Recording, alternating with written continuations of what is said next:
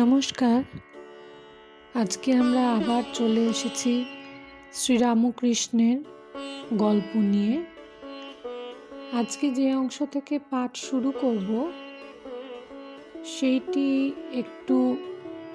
বেশ একটু আগের থেকেই আমরা পাঠ করব, তাহলে সেই সময়কার একটা ধ্যানচিত্র আমাদের মনের মধ্যে গেঁথে যাবে। তো এইটি শ্রীযুক্ত বিজয়কৃষ্ণ গোস্বামী ও অন্যান্য ভক্তের প্রতি ঠাকুর শ্রীরামকৃষ্ণের উপদেশ। মুক্ত পুরুষের শরীরত্যাগ কি আত্মহত্যা? দক্ষিণেশ্বরের কালীবাড়িতে শ্রীযুক্ত বিজয়কৃষ্ণ গোস্বামী ভগবান শ্রীরামকৃষ্ণকে দর্শন করিতে আসিয়াছেন। সঙ্গে ৩-৪টি ব্রাহ্ম ভক্ত।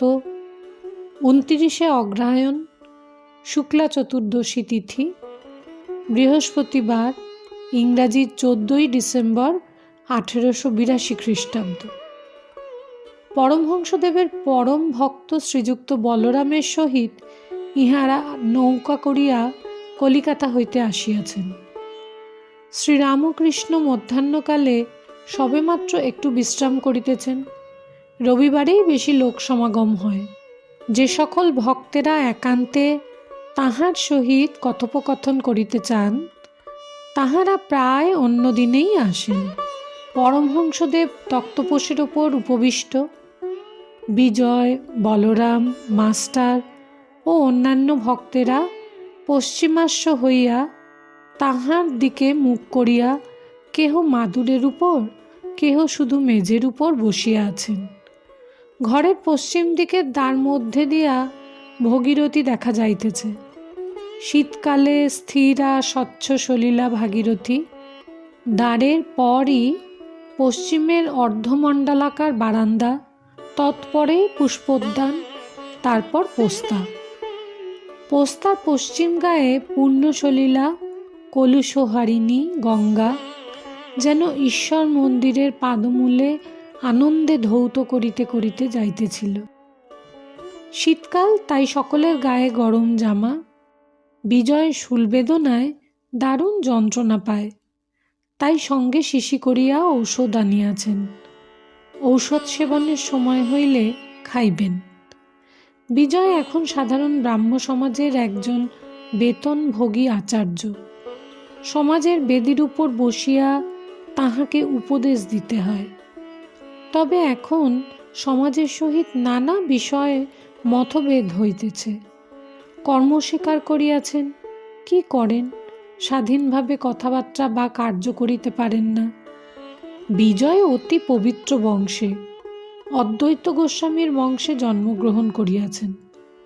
অদ্বৈত গোস্বামী জ্ঞানী ছিলেন, নিরাকার পরব্রহ্মের চিন্তা করিতেন, আবার ভক্তির পরাকাষ্ঠা দেখাইয়া গিয়াছেন।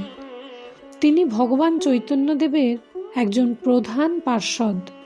হরিপ্রেমে মাতোয়ারা হইয়া নৃত্য করিতেছেন। এত আত্মহারা হইতেছেন যে নৃত্য করিতে করিতে পরিধান বস্ত্র খসিয়া যাইত। বিজয়ও ব্রাহ্ম সমাজে আসিয়াছেন, নিরাকার পরব্রহ্মের চিন্তা করেন, কিন্তু মহাভক্ত। পূর্বপুরুষ শ্রী অদ্বৈতের শোণিত ধমনীর মধ্যে প্রবাহিত হইতেছিল। শরীর মধ্যস্থিত হরিপ্রেমের বীজ এখন প্রকাশোন্মুখ, কেবল কাল প্রতীক্ষা করিতেছে। তাই তিনি ভগবান শ্রীরামকৃষ্ণের দেবদুর্লভ হরিপ্রেমে গড়গড় মাতোয়ারা অবস্থা দেখিয়া মুগ্ধ হইয়াছেন। মন্ত্রমুগ্ধ সর্প যেমন ফনা ধরিয়া সাপুরের কাছে বসিয়া থাকেন, বিজয় পরমহংসদেবের শ্রীমুখ নিঃসৃত ভাগবত শুনিতে শুনিতে মুগ্ধ হইয়া তাহার নিকটে বসিয়া থাকেন। আবার যখন তিনি হরিপ্রেমে বালকের ন্যায় নৃত্য করিতে থাকেন, বিজয়ও তাহার সঙ্গে নৃত্য করিতে থাকেন। এবার ঠাকুর ধীরে ধীরে গল্পের দিকে প্রবেশ করছেন। বিষ্ণুর এড়েদায় বাড়ি। তিনি গলায় খুর দিয়া শরীরত্যাগ করিয়াছেন। আজ প্রথমে তাহারই কথা হইতেছে শ্রীরামকৃষ্ণ, বিজয় মাস্টার ও ভক্তদের প্রতি। দেখো, এই ছেলেটি শরীরত্যাগ করেছে শুনলুম। মনটা খারাপ হয়ে রয়েছে। এখানে আসতো, স্কুলে পড়তো, কিন্তু বলতো সংসার ভালো লাগে না। পশ্চিমে গিয়ে কোন আত্মীয়ের কাছে কিছুদিন ছিল। সেখানে নির্জনে মাঠে বনে পাহাড়ে সর্বদা বসে ধ্যান করত। বলেছিল যে কত কি ঈশ্বরীয় রূপ দর্শন করি। বোধ হয় শেষ জন্ম।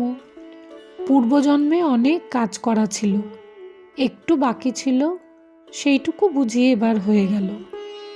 পূর্বজন্মের সংস্কার মানতে হয়। শুনেছি একজন সব সাধন করছিল, গভীর বনে ভগবতীর আরাধনা করছিল, কিন্তু সে অনেক বিভীষিকা দেখতে লাগলো। শেষে তাকে বাঘে নিয়ে গেল। আর একজন বাঘের ভয়ে নিকটে একটা গাছের উপরে উঠেছিল। সব আর অন্যান্য পূজার উপকরণ তৈয়ার দেখে সে নেমে এসে আচমন করে সবের উপর বসে গেল। একটু জপ করতে করতেই মা সাক্ষাৎকার হলেন ও প্রসন্ন হয়ে বললেন, আমি তোমার উপর প্রসন্ন হয়েছি, তুমি বর নাও। মার পাদপদ্মে প্রণত হয়ে সে বললে, মা, একটা কথা জিজ্ঞেস করি। তোমার কাণ্ড দেখে অবাক হয়েছি। সে ব্যক্তি এত খেটে এত আয়োজন করে এতদিন ধরে তোমার সাধনা করছিল, তাকে তোমার দয়া হলো না? আর আমি কিছু জানি না, শুনি না, ভজনহীন, সাধনহীন, জ্ঞানহীন, ভক্তিহীন, আমার উপর তোমার এত কৃপা হলো? ভগবতী হাসতে হাসতে বললেন, বাছা, তোমার জন্মান্তরের কথা স্মরণ নাই। তুমি জন্ম জন্ম আমার তপস্যা করেছিলে, সেই সাধন বলে তোমার এরূপ জোটপাট হয়েছে, তাই আমার দর্শন পেলে। এখন বলো, কি বর চাও? একজন ভক্ত বলিলেন, আত্মহত্যা করেছে শুনে ভয় হয়। শ্রীরামকৃষ্ণ, আত্মহত্যা করা মহাপাপ। ফিরে ফিরে সংসারে আসতে হয়, আর এই সংসার যন্ত্রণা ভোগ করতে হবে। তবে যদি ঈশ্বরের দর্শন হয়ে কেউ শরীর ত্যাগ করে, তাকে আত্মহত্যা বলে না। সে শরীর ত্যাগে দোষ নাই। জ্ঞান লাভের পর কেউ কেউ শরীর ত্যাগ করে। যখন সোনার প্রতিমা একবার মাটির ছাঁচে ঢালাই হয়, তখন মাটির ছাঁচ রাখতেও পারো, ভেঙেও ফেলতে পারো। অনেক বছর আগে বরাহনগর থেকে একটি ছোকরা আসতো। উমের 20 বছর হবে। গোপাল সেন। যখন এখানে আসতো তখন এত ভাব হতো যে হৃদয়কে ধরতে হতো, পাছে পড়ে গিয়ে হাত পা ভেঙে যায়। সে ছোকরা একদিন হঠাৎ আমার পায়ে হাত দিয়ে বললে, আর আমি আসতে পারবো না, তবে আমি চললুম। কিছুদিন পরে শুনলাম যে সে শরীর ত্যাগ করে। আজকের পাঠ আমরা এখানেই থামছি।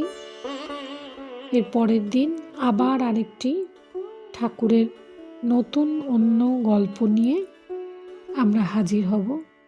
ততদিন আপনারা সকলে সুস্থ থাকবেন, ভালো থাকবেন, খুব আনন্দে থাকবেন। নমস্কার।